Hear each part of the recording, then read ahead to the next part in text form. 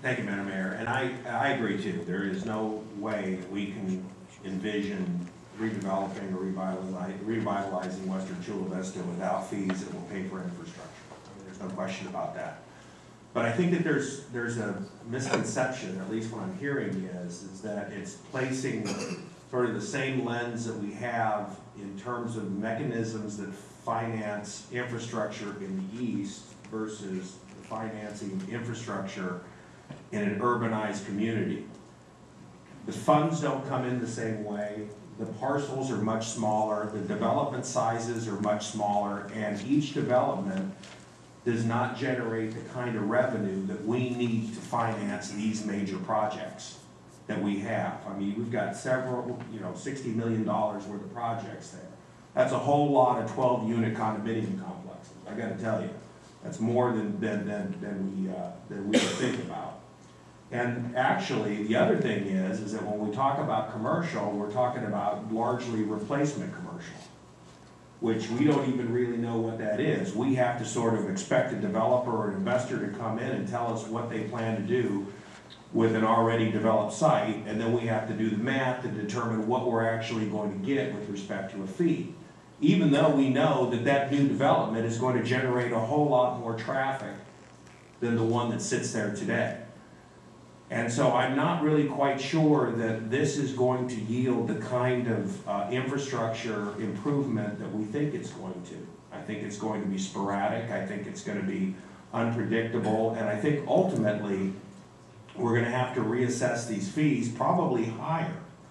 It wasn't long ago, and again, Mr. Rinden made the comparison between the 10,777 per unit cost in the east versus the proposed $3,243 unit cost in the west.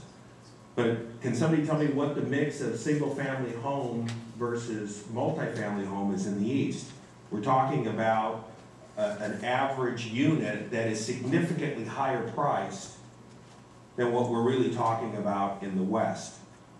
So if somebody is going to purchase a condominium in the west and spend, maybe $300,000 for it, based on what we're seeing today in terms of the market, and we try to charge $10,777, $777 per unit, that's a significant percentage of the cost of that unit versus a $750,000 home that we have, which is commonplace in the east.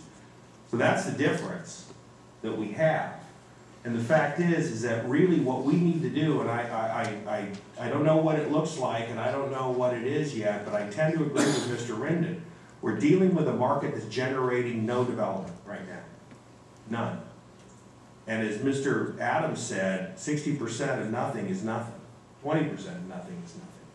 And so I think that, I'm very, very supportive. We need to establish the fee to ensure that we get the Transnet funding. I'm more than happy to do that. I think we need to look at other funding mechanisms like tax increment, other things that we can do with respect to installation of curbs, sidewalks, and gutters in many parts of this community, because I think we can. I think we haven't invested our tax increment where we need to invest it.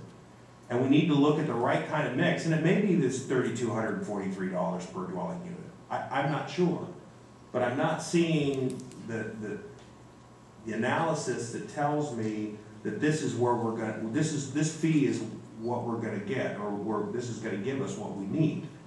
And so I would like to have some more work done on that additional fee beyond the $2,000 to figure out whether that's even enough, or to figure out whether or not there's some things with what we can do with respect to the collection of the fee, whether we do it at the close of escrow, or we do it when there's a final sign-off on the project where permanent financing is available for the developer. There's all kinds of different ways we can do it. Whether or not we can give credits or incentives to developments that are built near transit. I don't see that sort of flexibility really in this fee yet, and correct me if I'm wrong, I'm not seeing it. So there's all kinds of things we can do to stimulate the kind of development we want to occur in Chula Vista in a market that is clearly not the kind of market we want. And I think that when we start to see some activity escalate, I think that's when we really need to look at it. You know, when I was surprised, I was at the city of San Diego for many years, and Matt and his colleagues at the BIA would come screaming every time we talked about raising fees. And when we started raising fees in the east, when 200 units would be released and 2,000 people were camping out overnight waiting to buy them, the developers they didn't have a problem with it. Just get us our permits, let us get going, and that's it. Clearly not the case today. And I think that frankly, we will have that situation occur again. I don't know if it's 3 years or 5 years or 10 years. I'm not an economist. I don't think many of them really know either, by the way. Yeah, sometimes weathermen don't even walk outside to figure out what the weather is. But the thing is that, I think that we really need to think about, and the priming the pump phrase has been used a lot around here. We need to really think about not only what we're doing to spur investment here, but we need to look at this fee and determine whether or not this is going to generate the kind of revenue we actually need to have to build all these projects.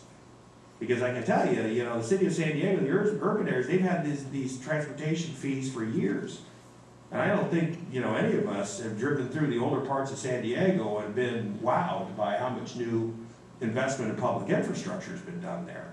It's been none, because they don't generate the kind of fees that, a flat line sort of analysis on a general plan tells you you're going to do. So I'm supportive of that, but I'm supportive of doing a little bit more work to see how we can bring in other resources, other funds to do the kinds of things we need to do. I believe me, Mr. Renan and Councilmember Ramirez, we've got, development has to pay its own way, but it's clearly a different situation here than it is in the east. And I'd like to see how we can ensure the people of Western Chula Vista that these fees and our program are actually going to yield the kind of improvements that we've all been waiting for.